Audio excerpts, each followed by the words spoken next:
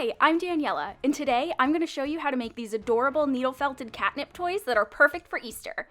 All of the materials are in the description, and the written step-by-step instructions are on my blog at abcrafty.com/EasterCatToys. When needle felting, you want to use a foam block, so start by placing that on the table. Then, place a Peep-shaped cookie cutter on top of the foam. Start by pulling off some wool and placing it across the cookie cutter in an even layer. Then add a layer in the opposite direction. Take a felting needle and poke the wool inside the cookie cutter. Go all along the edges to make sure the shape is well defined. Just be very careful not to poke the needle into the cookie cutter or the needle might break. I've already done that enough times for the both of us. Comment below if you've also broken a needle and share any tips you might have. Once you have it lightly felted, add some more layers of wool until you can no longer see through it. In total, I had 4 layers with 2 going up and down and 2 going side to side. By the way, be sure not to poke your needle all the way through the foam, otherwise you'll actually end up felting your cat toy to the foam.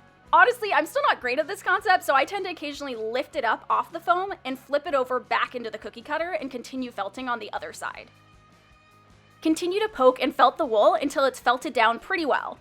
You can also more firmly felt the middle because now is when you should add the catnip. Having that indent helps the catnip stay in place. Next, add more layers of wool over the catnip and poke it again with the felting needle.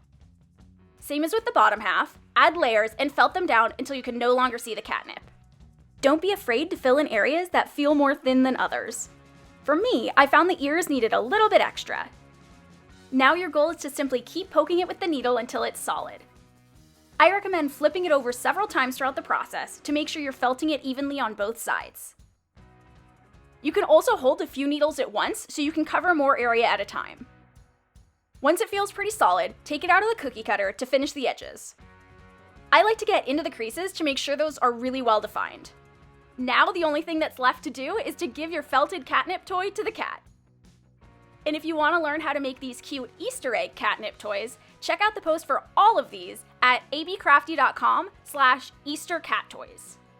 And if you like this felting project, be sure to give it a thumbs up, and subscribe to the channel and click the bell icon to get notified when I post a new video. Since I've gotten really into felting, I'll be posting more felting videos, so comment below which projects you'd like to see. And in the meantime, be sure to follow me on Instagram to see what I'm crafting day to day.